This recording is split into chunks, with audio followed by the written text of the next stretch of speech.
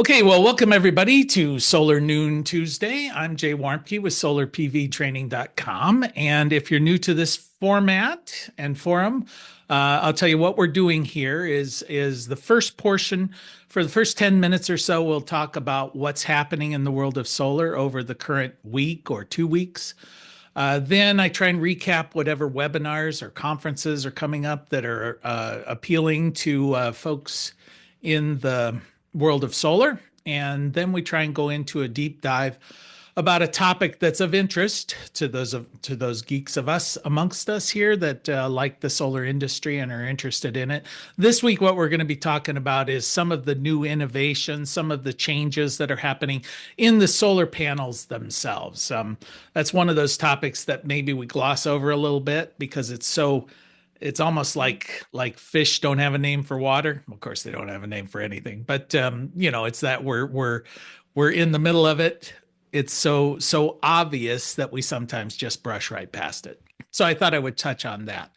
So and then of course we have folks online here with me. It's an interactive thing, so hopefully we'll have some comments and some interaction as we move forward. So let's go ahead and jump into the headlines for the week of April 20th. And first item of note is that wind and solar accounted for almost 98% of all of the new U.S. electrical generating capacity that was put in place in the first 2 months of 2025. According to a recent report from FERC, which is the Federal Energy Regulatory Commission. I found this especially interesting because there's been so much political, noise against wind and solar, and to have it so dominant at this moment is quite interesting. For the first 2 months of the year, solar accounted for 73.3% of all new generating capacity.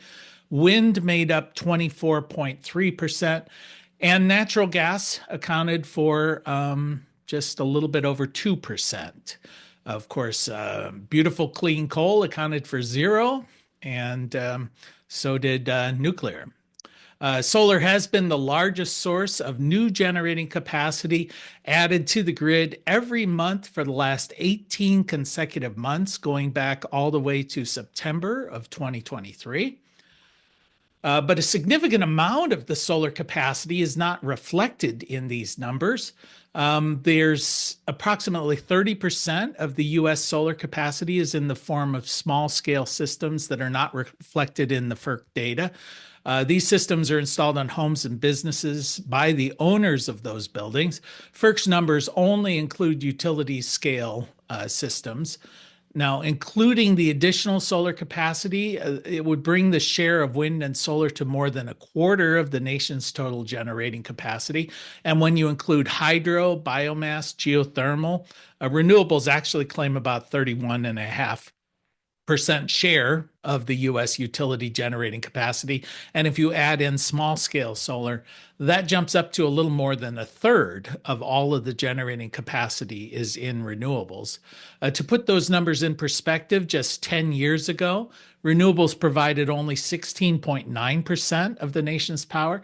So, and half of that was hydro. So in the past decade, renewables share has basically doubled in the U.S. As adoption of the renewable energy continues, what we're finding is on a state-by-state basis, a number of utilities are stepping forward with legislative and regulatory schemes to try and slow down or even halt the march towards distributed energy systems. One example is the utility Idaho Power.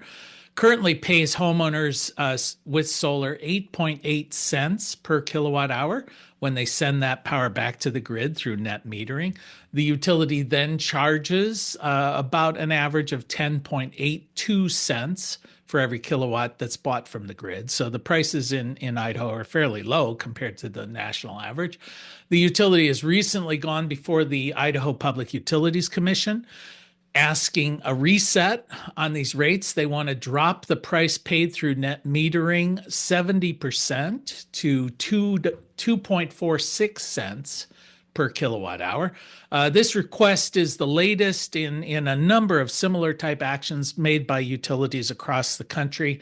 The utilities claim And they have an argument that they should not be required to pay retail or close to retail for the power that they're purchasing from their customers. After all, they're in the business of selling electricity, not buying at retail. The customers, on the other hand, or those people who advocate for solar, point out that when a customer sends power back to the grid, there are no distribution charges associated with that power. There's no transmission charges associated with that power, which make up about 2/3 of the cost of electricity.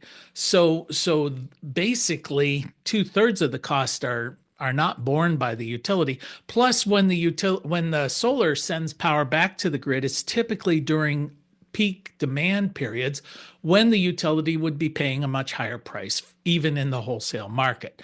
So that the utility is being disingenuous when they simply put out a generation wholesale price, not factoring in these other factors. So that's the argument that's going back and forth there. Now, this move in Idaho comes on top of a very unpopular move made by Idaho Power back in January when they raised the fixed access charge for all of their customers from $5 a month to $15 a month. So that falls right in line with higher energy costs that are going along with a bit of a pushback. And speaking of pushback, the Texas Senate voted 22-9 to pass Senate Bill 819. This bill places restrictions on solar and wind projects within the state, requiring new permits, assessing certain charges, requiring new regulatory requirements, and placing taxes on these projects. The legislation, quote, adds onerous requirements to new solar projects that would not apply to any other energy sources except wind, according to CEA, the Solar Energy Industries Association. Now, Texas has the largest utility scale solar market. It's a $50 billion industry that has already built enough capacity to service over 5 million homes within the state. The bill is expected to slow this development, raise Texans' utility bills, harm rural economies, worsen grid reliability, and encroach on private property rights, according to CEA. The solar industry within Texas employs over 12,000 people and is expected to add more solar over the next 5 years than any other state in the country. And the bill now leaves the Senate, heads over to the House of Representatives. If approved there, then it would go to the governor for his signature. But the battle at the state level is not all bad news. The Montana legislature last week approved a community solar bill that will provide private community solar projects across the state. Shared solar projects are gaining momentum across the country with more than 44 states offering similar programs. Montana will join in by allowing community solar projects within the areas of their 9 rural electric co-ops. The bill passed both chambers with overwhelming bipartisan support, including a final 46-4 vote in the Senate during the weekend. In both the House and the Senate committees, dozens of groups and individuals spoke in favor of it, while the opposition apparently seemed to come only from the utilities. Surprise, surprise. Northwestern Energy and Montana Dakota Utilities both argued against the bill, but surprisingly, they were resoundingly defeated. Uncertainty regarding tariffs, particularly on imported energy, may cause nations to look towards developing their own energy sources. And increasingly, those sources are coming from wind and solar, according to a recent assessment by Ember, which is a London-based energy think tank. The analysis contends that in the short term, tariffs on solar panels and these components may slow down development within this industry, but in the long term, it will accelerate the transition away from fossil fuels towards renewables because these fossil fuels will be seen and are seen as increasingly vulnerable to the uncertainties of trade politics. Now, the Ember argues in this report that since most countries do not have plentiful oil and gas supplies internally within their borders, they will need to come up with their own supply, which will, of course, be renewables, and that you know, also they do not have solar capacity for generating the modules. Those will also have to be imported. But the difference when we're relying on solar or wind is once you've got the components in country, then you've got this supply for 25 or 30 years. Whereas if you continue to import fossil fuels, then you're basically reliant on daily shipments of the fuel. So they really anticipate that this is going to be one more thing that will speed up the process transition away from fossil fuels. And that's the news from the solar industry for this week. Does anyone online have anything they would like to add? Anything that came in across their desk? Give you just a second. Jay, I'd just enhance what you said about Texas. I fly over the area between Houston and Victoria. 5 years ago, there were no solar fields. Now you can't go anywhere without spotting one. It's just thousands of acres covered with them, all single axis trackers, and a large percentage of which are often pointing the wrong direction. So I think that's employment opportunity for someone out there to maintain those systems and get them going the right direction. That's funny that they're pointing the wrong way. Do you think that this is going to pass in Texas? I wouldn't be surprised. The governor has a stronghold on the Congress in Texas, and as you know, the political winds for this is pretty negative. But it's been shocking, the growth. It's great. It's just been it's visually impactful when you see it from the air. Just the magnitude of it. It's hard to describe. Mhm. Great. Peter, you have a comment? Yeah, it's along the lines of what you had just said as far as energy security for smaller nations. That's also true for locations within the U.S., meaning Hawaii and the Aleutian Islands, et cetera, that they too have uncertainty of energy supply, whereas wind in the Aleutians is guaranteed and sun in Hawaii is just about guaranteed as well. So I think we're going to see a lot of adoption just for that reason of uncertainty of supply and costs, even in the U.S. Right. I think it all sort of comes down to one of the things, of course, we have a sustainability center, a 40-acre sustainability center. And one of the things we talk about a lot, years and years ago, we were arguing, should we call it green living? Should we call it sustainable living? But over the years, it's kind of morphed in our minds anyway, that it's not about sustainability. It's not about green in quotes. It's more about resiliency and all of these you're one of the lines we like to say to groups when they're there is no one's coming to rescue you. Our systems, when they fail, we've demonstrated that governmentally we're not very good at coming in and fixing the problems. Eventually maybe, but you need to be resilient. You need to be self-reliant and self-resilient within your own community, within your own self. And so when you talk about the island of, say, Hawaii, that's clear. When you talk about a nation because of trade issues, you can talk all the way down to a household where, you need to have backup systems for everything that you rely upon, your water system, your electricity system, your waste disposal system. All of these things you should just assume, it's the reason you carry a spare tire in your car. At least you used to. I don't know about now, but problems happen. Things happen. It doesn't have to be, but things break, and we become increasingly dependent on these systems. You should have a backup plan. That's kind of it. And solar is great for that. Solar lends itself to that kind of resiliency. And now that we're getting to a point where batteries plus solar are becoming at a level of grid parity with purchasing power from the grid. And the grid operators seem to want to accelerate that through price increases and onerous fees and things of that nature. They're really pushing this transition at a nationwide level and now to an individual household level, to a business level, to say, you know what, I guess I got to fend for myself. I'm gonna create my own system. So That's my rant for today. So, all right. Okay. Well, if no other comments there, I'm going to jump in with some of the announcements coming this week. All right. So, once again, with these webinars and the like, these are Eastern time.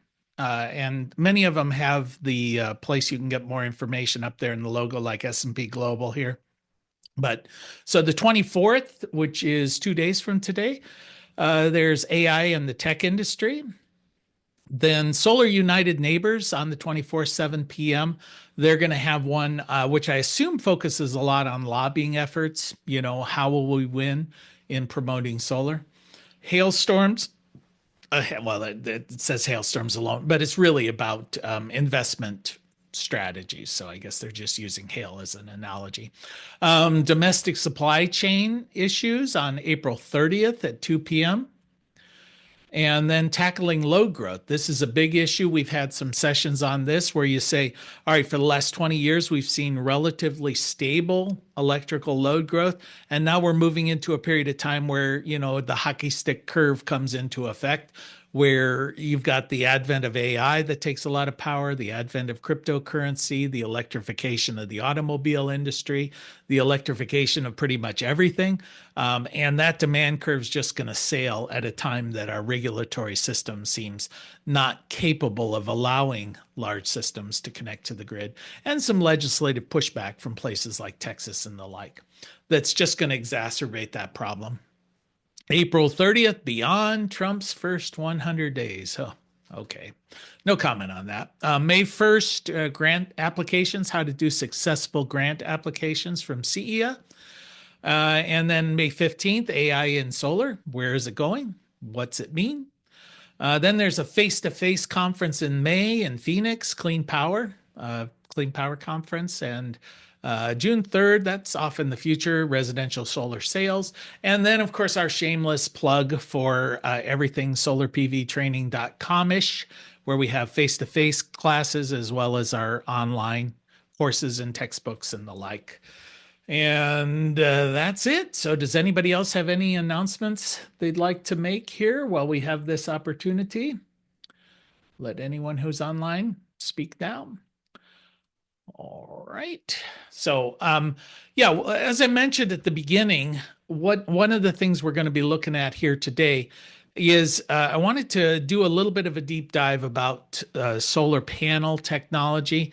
I'm not really talking about the solar industry writ large, where we start talking about the advent of storage and integration of AI and things like that. I want to just look at the panels themselves and where we're going, how we've been, what's happening. So in researching for this, I sort of plugged in what's the big news in the world of solar.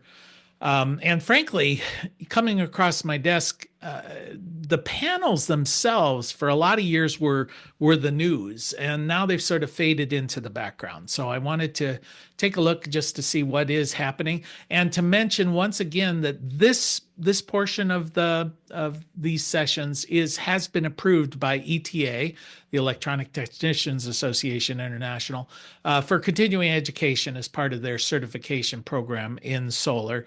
You need to get a certain number of continuing education credits to maintain your certification. So each of these sessions worth half hour of CEU, and you can get that by viewing it on our website, solarpvtraining.com. When you're done, it'll generate a certificate for you. Technology, ain't it wonderful? So what are the big changes in solar panel technology? And first and foremost, the one that just kept coming up all the time was increases in efficiency, increasing in efficiency of the panel. And I think this is one that's often mentioned because it's easy to measure. You know, it gives you some point of reference against. I know when I'm teaching the classes, efficiency is something that the students will focus on. I tend to get away from it because efficiency to my way of thinking, is not that important unless you're limited in space on your roof or in your location. Really, the more important thing is what is the price per watt of generated electricity or the price per watt hour. Um, Efficiency is great, but if you're, let's say you've got a panel that's twice as efficient as another panel, but it costs 3 times as much, that's not going to help you out much. So really, efficiency is secondary, but it's still important, and it's an indicator of technology, marching forward. I like this diagram here from NREL, and the thing that it sort of points out, even though it's a wee bit old, but it's showing the directions that we're moving in, and these directions are continuing. But if you look at that top line there, the light blue line, that's monocrystalline silicon. So the MSI. So you can see that far and away it has traditionally been the most efficient panel. And again, traditionally, it's been more expensive than some of the others as a class, not as individuals. You can get bargains. But you can see in here somewhere around, the 1980s, late 80s, it passed 20% efficiency and kind of, stabilized 23, 24% efficiencies there. Then you get into polycrystalline, the sort of purplish line just under it. And it flows along, again, following pretty much the same trajectory, although sometime around 2015, its efficiency started to catch up to monocrystalline. Thin film, the green line that's there. And I always like to joke that thin film, think of it like the Harbor Freight of solar panels. It's less expensive, less efficient. It's good enough. There's a lot of thin film out there. Every calculator you've ever had is thin film. Every lawn ornament you've ever had is thin film. But utility scale solar is primarily thin film, at least in the United States. And thin film technology has progressed pretty dramatically. And part of the reason why they like to use it in utility scale is that, of course, it is less expensive, and most of the thin film, I shouldn't say most, but a huge proportion of the thin film here is domestically produced. Toledo, or not Toledo Solar, but First Solar in Toledo is a major manufacturer of thin film, the cadmium telluride panels, and they service the utility scale industry. But they are also good in low level of light. So what you see is they won't have the same level of production as a silicon panel will at midday, but over the course of the day, they will produce at or near or even more than a silicon panel will, because the shoulders are broader. They produce better in lower lights in the morning and the afternoon when it's cloudy. So over the course of the day, the thin film does well.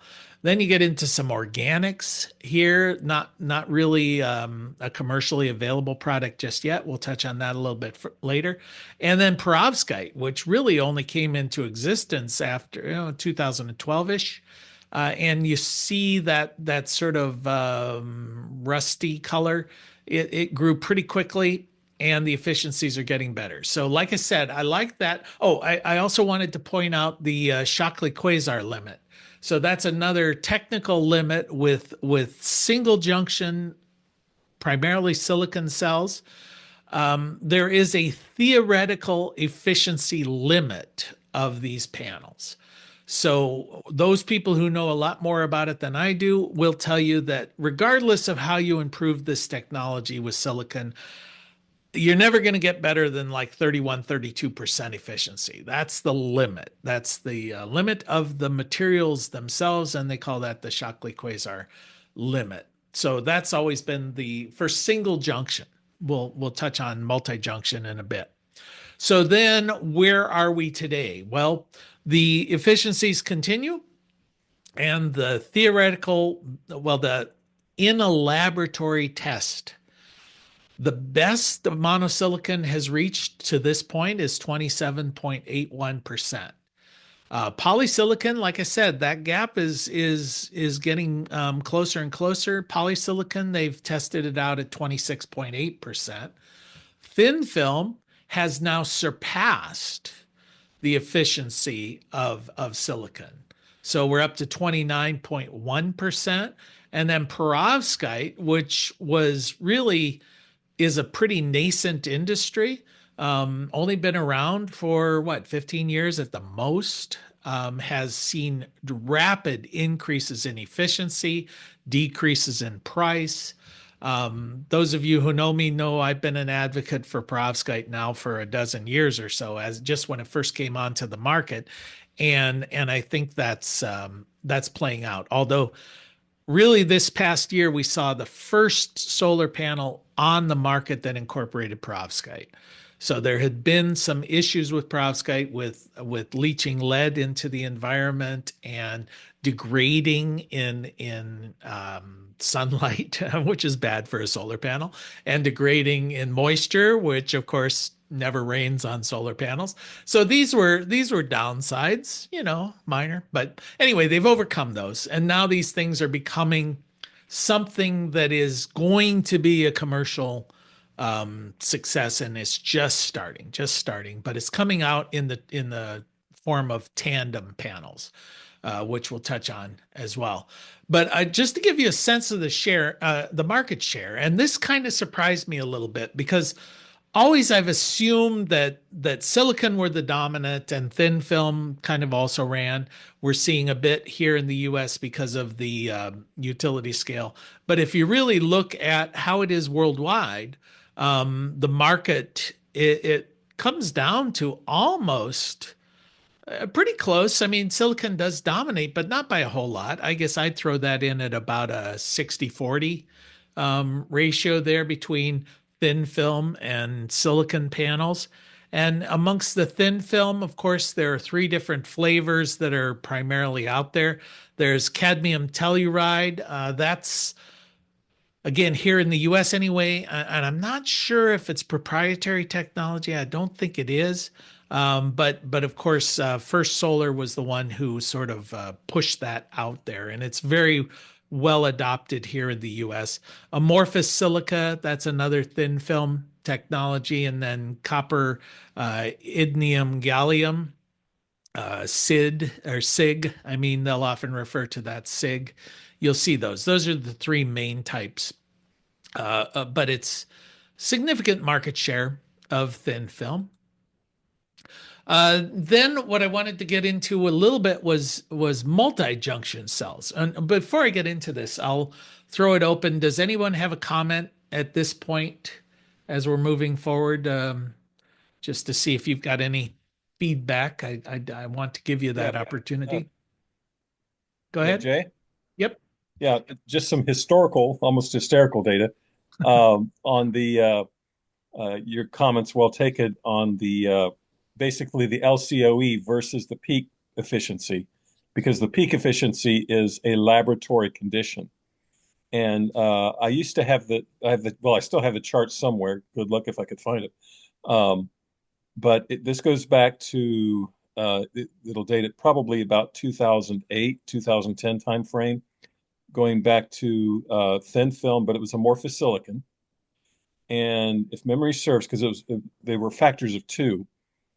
This was unisolar data where the thin film collects the diffuse light better, and it had a better temperature coefficient. So just to date it, at that time, the single crystalline silicon was about 12 or 13%, give or take. Mm-hmm. And the amorphous silicon was about 6%. So it was about a factor of two different. But on the equivalent, like a 10 kilowatt system of the amorphous and the 10 kilowatt of the crystalline, so same nameplate capacity, the amorphous produced 25% more electricity on an annual basis, even though it was 6% in the lab and the other one was like 12% in the lab. It outperformed that much. So those real world conditions of temperature and diffuse light really come into play here. So, and that's where the First Solar plays. I don't know what that ratio is now because the percentages have changed so much. But at least that's a historical benchmark. Yeah, that's interesting. And just for those listening, LCOE, levelized cost of energy or electricity, just to give you some terms there. And that's one of those things you'll often run across when you're looking at this data is they want to, when they factor in everything, what is the levelized cost? And that can include incentives. It can, usually they'll note that.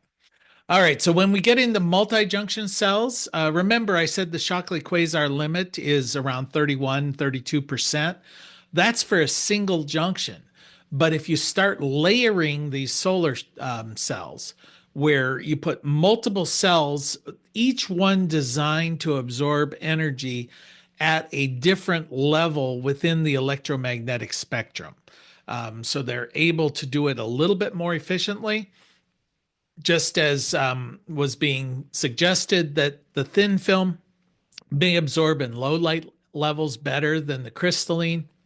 So incorporate something like that that will absorb those low light levels, maybe infrared levels versus ultraviolet levels, and so you get all of these multi levels. Well, for a 4-junction cell today, the current record is 47.6%. So that's clearly dramatically different than and shoots right past the Shockley quasar limit there for multi-junction cells. But for the most part, these things are so expensive and not very practical, compared, unless you're in a situation where space is super, super limited and cost is not really a factor. Of course, an organization like NASA comes to mind for something like that. Then cost, who cares? You just want the energy. And if it costs 4 times as much, it costs 4 times as much. So Yeah, those are especially for space, and uh, the Air Force is actually the one behind who's paid for a lot of that. I've been involved in some of those programs. Uh, the couple downsides on those, um, just like on the amorphous silicon, it doesn't depend on the angle of the light because they're amorphous, so they perform well. With these multi-junctions, you can think of it as like those layers are almost like mirrors on top of each other. So it must be precisely angled. So the angular dependence is worse here.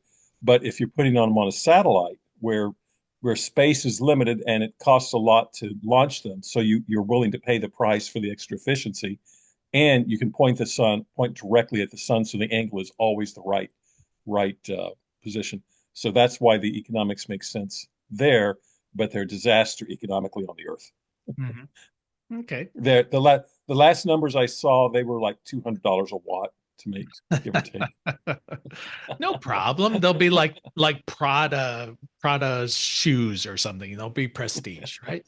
So I don't even know if Prada makes shoes. That just shows you how bad I am. So okay, well, where does it come in? Well, before I get to that, I just wanted to say there's oftentimes a disconnect between what's theoretically, what's tested in the lab and what's out there in the marketplace. So I said, all right, theoretically, we've got these things that are up at 28, 29% efficiencies.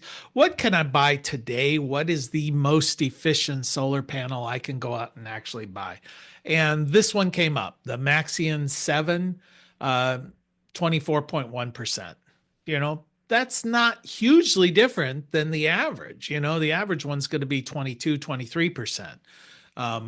You get a little bit of pollen and this panel is just average, So I wouldn't, again, efficiency is something we talk a lot about, but I just don't think it's super, super important to the average homeowner who's thinking about investing in solar. But something to consider. And we're seeing these numbers keep pushing up and up and up. One thing that I do find exciting, and maybe it's just because I've been an advocate for perovskite for a long time, is now there's finally a panel on the market that incorporates perovskite. And this came about last year. And Oxford PV is selling tandem solar panels that have a layer, I believe it's just traditional silicon with a layer of perovskite on top. So now they're up on the 24.5% efficiencies. The theoretical efficiencies of these will sail past the Shockley quasar limit. We could be seeing within a decade anyway, efficiencies 35%, not unreasonable to consider that. If there's motivation, if there's motivation for adopting them. So I find that interesting. So why perovskite? Why am I all hyped about perovskite? Well, theoretically, it's more efficient. It's more efficient than silicon. That was one of its downsides until, but the efficiencies of these panels came up very rapidly. As I mentioned, there were a number of downsides that have retarded the growth of perovskites. And perovskites is not a mineral per se, not like silicon. It's a class of minerals, but it also is lower cost to produce, significantly lower cost. And that sort of goes along a couple of those bullets down where it says less energy intensive. If you think about silicon, the production of a silicon cell, it's effectively turning sand into glass, right? That's how we make glass. We take silicon and sand and through intense heat, you melt it down into a crystalline structure into glass.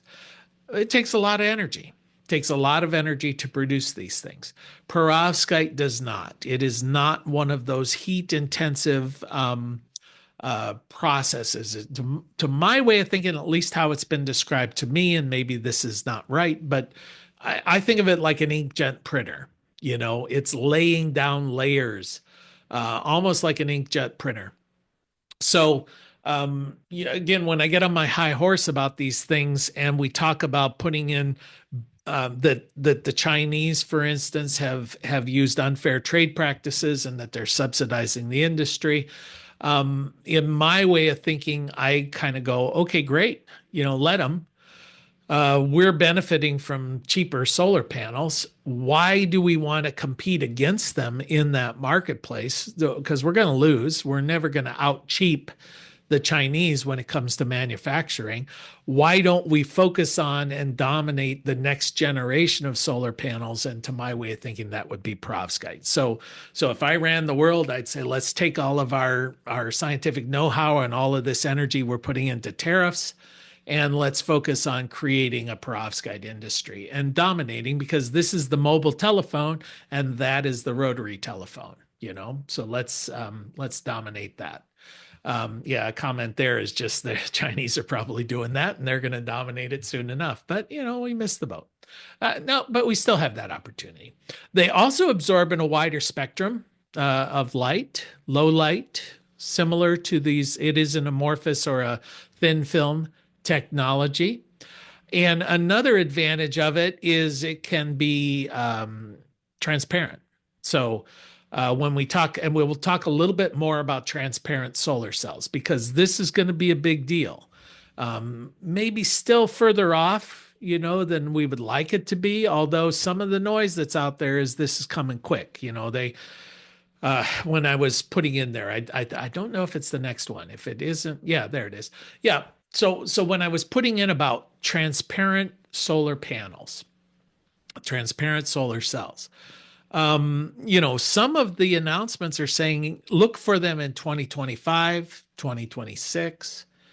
Maybe that gets pushed back. It seems like a lot of people will sort of hype these things when they're not quite ready for prime time.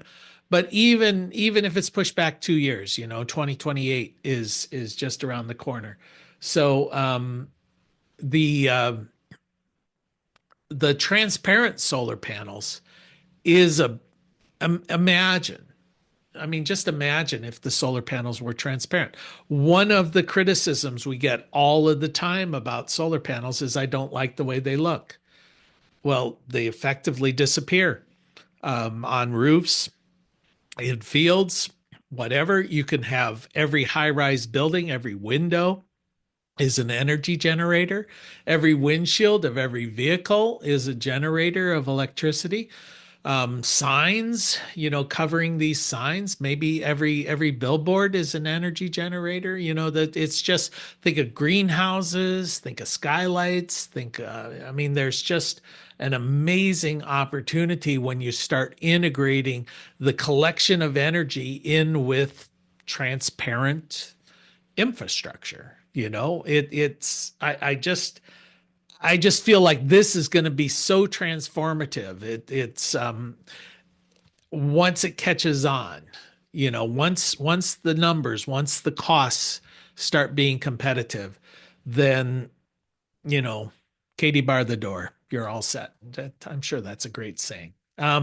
Okay, so then another technology that was one of these kind of brand new things a couple of years ago, and now it's a bit passe, is bifacial panels. And it got a bifacial panel, just to be clear on our definitions, is a panel that generates power both from the front, which faces the sun typically, and from the rear of the panel, which does absorb energy through reflected light or the albedo of the surface under which it stands. For instance, this picture where there's a little canopy there, you're getting a certain amount of bounce up off of the sidewalk. If you put it into a snow field, if you put it into a sand field, if you put it next to a lake where you're getting reflected light off of the lake, there's a lot of opportunity there to absorb additional light. Not necessarily good for a flush to roof mounted system because there's just not enough space for light to be reflected up. But bifacial panels got a big boost in the first round of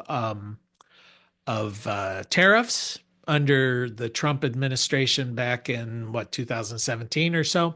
And it was largely because of an administrative error where they put a tariff in place, but they forgot to mention bifacial solar panels. So all solar panels were subject to, say, a 25% tariff, which I think it was at the time, but not bifacial because they left it off the list. And so you're going, hey, you know what? I can get bifacial panels cheaper than I can get monofacial panels, and they absorb a little bit more light, a little bit more energy. So why not? So you started seeing a lot of people ordering bifacial, and that of course boosted the industry and the costs come down. And so I think the numbers, don't hold me to it, but it's something like, okay, it's going to cost you 8% more for a bifacial panel, but it's going to generate 12% more energy, something like that. So it comes out like it's a good deal. And so as a result, we see that the growth of that industry is going to grow, pretty significantly. Looking at an 19% growth rate annualized over the next decade or so. And what I find especially interesting is as these costs become comparable, we're really starting to see the bifacial market boom. And if you look at the bottom part of that, the darker blue, that's the bifacial share of the marketplace. So if we say, all right, right now bifacials represent about 40% of the overall market, within 5 years or so, it's going to be 60%. So we're seeing this thing flip very quickly between 40% bifacial, 60% monofacial to the reverse in just 5 years. And it keeps going up and keeps going up. And why wouldn't it? If the costs are in your advantage to buy bifacial, we're really just looking at cost per watt. And so the cost per watt becomes, superior for bifacial panels. Speaking of cost per watt, I was looking around for different ways to demonstrate this, but I just thought this one was kind of interesting. Those of us who are so focused on the United States, a bit of navel gazing, but for those people who are outside of the US, it really does indicate just how impactful these tariffs have been on the price of solar here in the US. The average cost right now worldwide, and these are retail costs, for modules around 11 cents per watt for the modules. And in the US, it's about almost triple that, 31 cents per watt. And largely that difference is because of tariffs. So essentially a tax on importing solar panels to the United States. So part of the policy of the federal government over the last 4 years anyway, has been to say, okay, we're going to keep these tariffs in place, which makes imported panels relatively more expensive. And then we're going to put in incentives to try and develop our domestic manufacturing capacity. So we give favorable treatment through production tax credits and also through getting additional tax credits for end users if they buy domestically manufactured product. So we've seen that a carrot and stick approach as part of this moving forward. We're seeing some of this exasperated a bit, but the net result has been, okay, cost of solar panels are higher here in the United States. I thought it was the next one, but I'll show you, has it worked? Has it worked? And spoiler alert, it hasn't. It hasn't. Another thing that's interesting to me anyway is panels are getting bigger, significantly bigger. In fact, the average panel in watt size now is somewhere between 415 and 450. Now, 10 years ago, or 15 years ago when I was first teaching solar, it would be unusual to have a panel that was over 200 watts. Now it's unusual to have a panel that's less than 400 watts. And for those of us who are some of the do-it-yourselfers or the like, you can use this to your advantage. I've spoken to a number of people in warehouses, who are running the distribution end, and oftentimes they're stuck with panels that are less than 400 watts, and they have trouble moving them. So you can get some deals. Go out there, and if you're wanting to install 30, 40 panels on a residential, to them that's a very small number. To you, it may be very significant. The option, it would be you can get a good deal on a panel less than 400 watts. So now somebody just mentioned about robots being needed for some of the utility scale panels, and they get quite large. I mean, now you're starting to get into, when we see the size of these panels, the traditional 60 cell or 120 half cut cell panels, that's the 1 meter wide by 1.7 meters high. That's kind of gone by the wayside a little bit. You get some of these 72 cell panels, a little bit taller, same width. But then you start getting into the 450 to the 560 watt, and now they're even larger. And then you get into utility scale up all the way to like 680 watt panels. I mean, these things, you're starting to get to the size of a sheet of plywood, I mean, that's hard to move those things around. They definitely require two people. It used to be that you would look at these and you would say, all right, as a panel manufacturer, OSHA requires that anything over 50 pounds is going to require two people to move. So let's try and keep that weight down below 50 pounds. It feels like they've just blown past that because they just know realistically you're going to need two people to move these things around, especially some of those bigger panels are really designed for ground mount. You start trying to lug these things around on top of a roof, unless it's a big flat roof, it's difficult. The wind catches it or whatever, I mean, it's a two-person job. Come on, let's not be cheap about it. So where are these panels being made? And surprise, surprise, mostly China. This is worldwide numbers, and I think these are from 2023. I couldn't find any more recent, but it hasn't changed that dramatically. But if you look, almost 85% of all of the world's solar panels made in China. China made a conscious effort to try and dominate this marketplace, and they've done a good job of it. There's some other, second place is Vietnam. Then you get into sort of the also rans, India, Thailand, the United States, Malaysia, some of the others. And why are Thailand, Vietnam, Malaysia, it seems like strange that they would dominate so much. And a lot of that is because the US imports them from there. when we look at these numbers, Malaysia 15%, Vietnam 24%. A lot of that came from the fact that we were um, hit with the Chinese tariffs. So those people who are importing panels decided, all right, if I gonna back out of there, if I'm going to import these panels, I can't import them from China. So the Chinese manufacturers said, well, why don't we just shift our manufacturing facility over to Vietnam or over to Malaysia or over to Thailand or Cambodia? Those were the big four. And let's just make them there. And sell them to the US. They're not made in China. They're not subject to the tariffs. That worked for a little bit. We moved our supply chain there. Then, of course, somebody filed suit. I've forgotten the name of the company. I almost had it, Axion or something like that.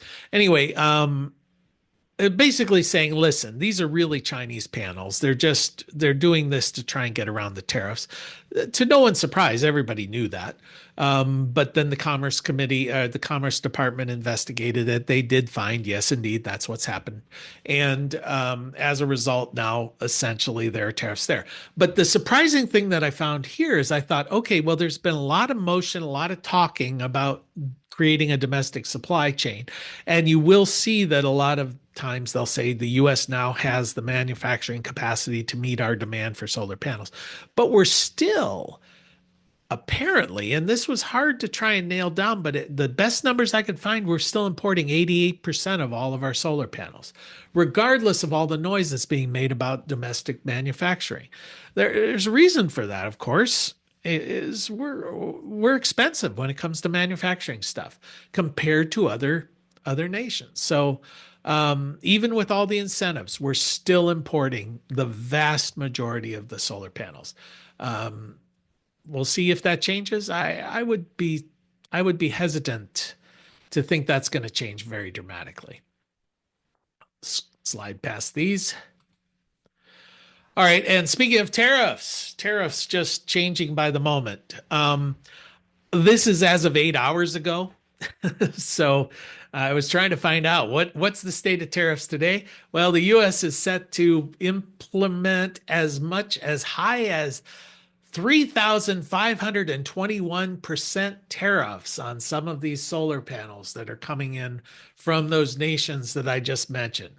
So what do you think that's going to do to the price of panels? I mean, it's just it's somewhat absurd. Well, not somewhat.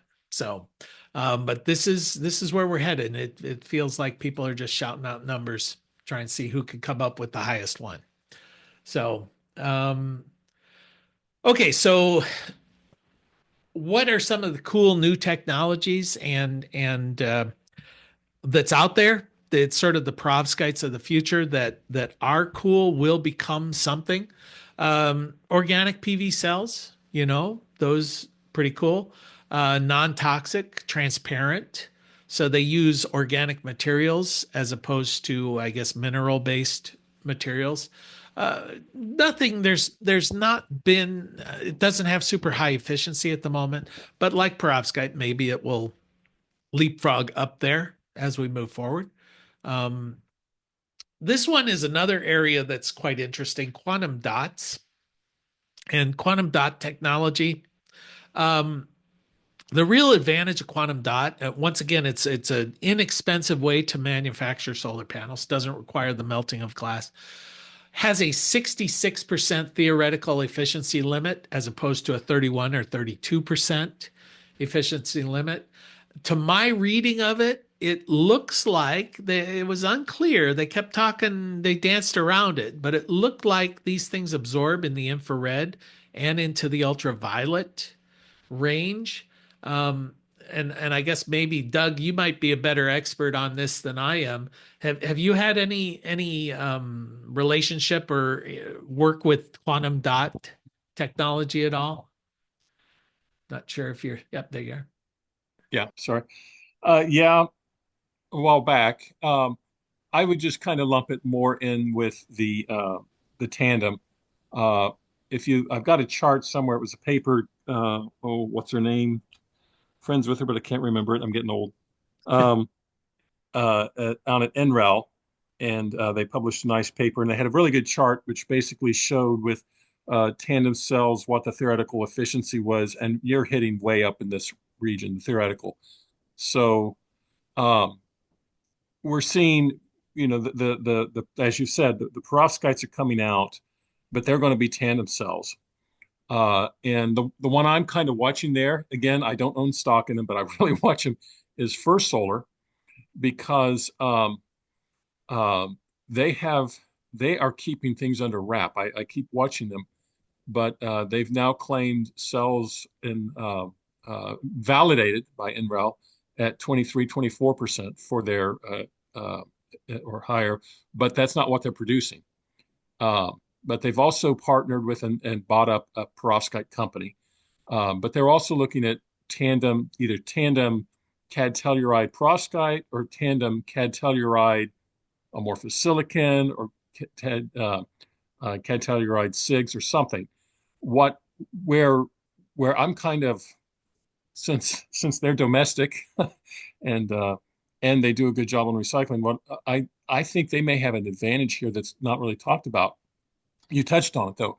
It's the toxicity, because the perovskites have lead, and the other technologies haven't had to worry about the toxic elements as much. There are some things in there that they have to worry about, but not like cadmium.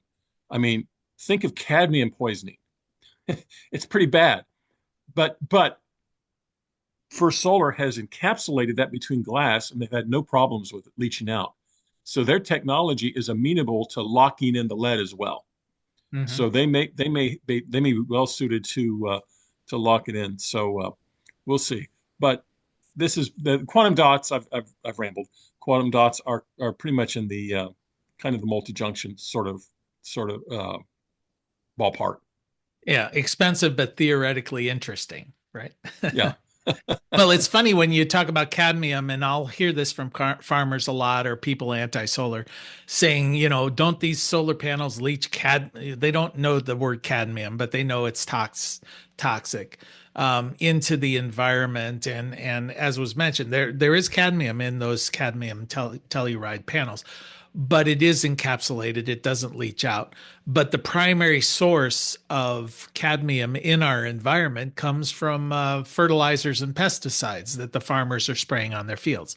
So the same people who are raising objections about solar because it might, in theory, cause a pollution with these toxic materials are spraying gallons of them on their fields, every spring. So, um, you know, take it for what it's worth. The thing that I like about quantum dot, and maybe this will not be the technology, maybe it will be, but when we start extending the harvesting of energy outside of the visible light spectrum, when you start extending it into the infrared and into the ultraviolet, of course, infrared starts getting into perhaps absorbing energy at night, ultraviolet absorbing energy regardless of the weather. So at that point, you're saying, okay, 24/7, we're starting to create the ability of absorbing energy through solar, even when there's no sun. So this is where theoretically we're going to be heading, where energy is ubiquitous, free, but we'll pay through the nose for it.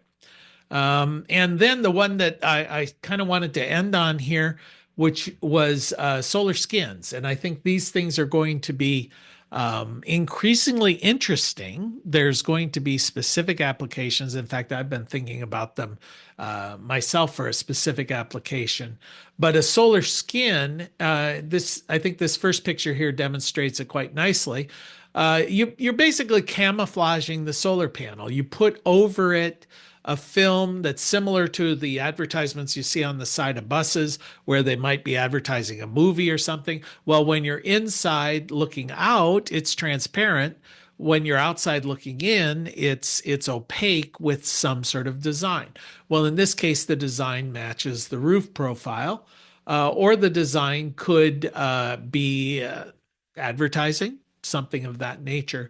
So one of the things that people concern themselves with is the aesthetics of solar. And for whatever reason, rightly or wrongly, some people find the way solar looks displeasing.